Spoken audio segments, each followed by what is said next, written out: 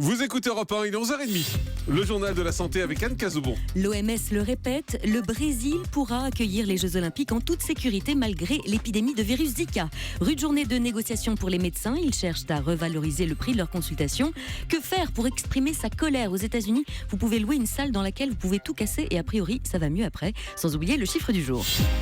Et on commence donc avec ce gigantesque rappel de barres chocolatées Mars, Snickers ou encore Milky Way. 55 pays sont concernés, la France, l'Allemagne, l'Italie, le Royaume-Uni, mais aussi le Sri Lanka ou le Vietnam, après la découverte d'un morceau de plastique dans une barre aux Pays-Bas.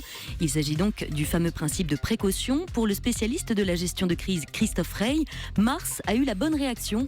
Le groupe s'évite ainsi tout scandale sanitaire et pourrait même tirer profit de cette affaire. Christophe Rey, maître de conférence à Sciences Po, est au micro Europe 1 de François Geffrier. D'un point de vue marketing, c'est plutôt une bonne opération parce que, comme vous le savez, ces grandes entreprises sont souvent sous le feu de l'actualité et sous le feu des critiques. On leur reproche notamment la manière dont ils fabriquent les produits, leur politique environnementale, etc. Ils répondent à cela par justement cette politique de rappel qui montre qu'elles sont prises en compte totalement le risque des consommateurs, mais en plus, elles maîtrisent totalement leur circuit de distribution jusqu'au plus petit bureau de tabac du Vietnam ou des Pays-Bas ou d'Espagne. Et ça, c'est important. On va dire que non seulement cette crise risque de ne pas écorner l'image de marque, de Mars, mais en plus, elle peut même l'améliorer. Et au mieux, ça deviendrait ce que l'on appelle un cas d'école qui sera étudié comme étant la bonne méthode pour gérer aujourd'hui une crise alimentaire. On peut l'espérer pour Mars, on peut l'espérer aussi pour les consommateurs parce que de cette manière, ils n'auront pas subi d'autres désagréments que de voir leur boutique mal approvisionnée pendant quelques jours. L'OMS se veut rassurante face à l'épidémie de virus Zika. L'Organisation mondiale de la santé se dit confiante. Le Brésil pourra bien accueillir les Jeux Olympiques en toute sécurité et ce malgré l'épidémie de virus Zika. À moins de 6 mois du coup d'envoi des JO, Margaret Chan, la directrice de l'OMS, précise que la lutte contre l'épidémie sera un long chemin. Un total de 583 nourrissons brésiliens ont été diagnostiqués depuis octobre 2015 comme atteints de microcéphalie. Par ailleurs, aux États-Unis, cette fois, les autorités sanitaires américaines enquêteraient sur 14 cas possibles de transmission du virus par voie sexuelle. Un nouveau scandale sanitaire majeur met en cause un anti-épileptique. L'inspection générale des affaires sociales l'a confirmé hier, scandale qui concerne le valproate, un anti-épileptique présent notamment dans le Dépakine de Sanofi, un produit maintenu sur le marché pour les femmes enceintes, alors que sa nocivité sur les fœtus était connue. 450 malformations congénitales ont été identifiées entre 2006 et 2014 chez des bébés exposés in utero, des chiffres qui varient selon les sources.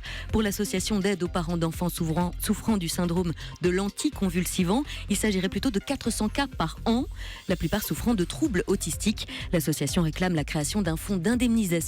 Le ministère de la Santé plancherait sur le dossier. Pour les médecins, cette journée sera placée sous le signe des négociations. Leur syndicat entame des pourparlers avec l'assurance maladie cet après-midi. L'objectif est d'obtenir une hausse de leurs tarifs et passer ainsi de 23 € la visite, le tarif de base bloqué depuis 5 ans, à 25 €. Les négociations s'annoncent rudes, mais plus que le prix de la consultation, les jeunes médecins plébiscitent de meilleures conditions de travail, refusant l'isolement et les horaires à rallonge de leurs aînés.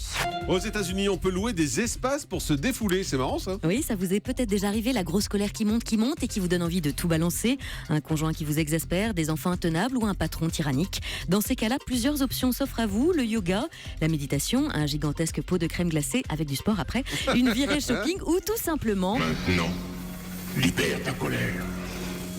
Seule ta haine peut me détruire. Oui, libérer sa colère en louant une pièce dans laquelle vous pourrez Star tout Wars, casser. Oui, tout casser à l'intérieur pour vous défouler. Alors ça se passe forcément aux États-Unis, mais le concept s'exporte déjà. On appelle ça la anger room, la salle de la colère. Je suis ton père.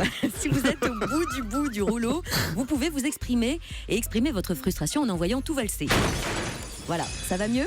Voilà, la salle de colère peut donc prendre la forme d'un bureau, d'une pièce de vie, d'une cuisine, peut-être bientôt la forme d'un studio de radio, qui sait. Il y a donc 3 options différentes. Le programme J'ai besoin d'une pause, qui dure 5 minutes. Le Se déchaîner, où vous louez la pièce pour 15 minutes. Et le programme Démolition, dans lequel vous pourrez refaire intégralement la déco pendant 25 minutes. Allez, on termine avec le chiffre du jour. Le chiffre du jour, c'est 4, comme le nombre de jours justement qu'il vous reste pour vous inscrire aux ateliers gratuits d'initiation au premier secours proposés par les préfectures dans toute la France. Des ateliers de 2 heures mis en place après les attentats de novembre dernier pour apprendre à alerter, faire un massage cardiaque, défibriller ou poser un garrot. Vous pouvez donc aller sur le site du ministère de l'Intérieur jusqu'à dimanche. Merci beaucoup Anne Cazobon.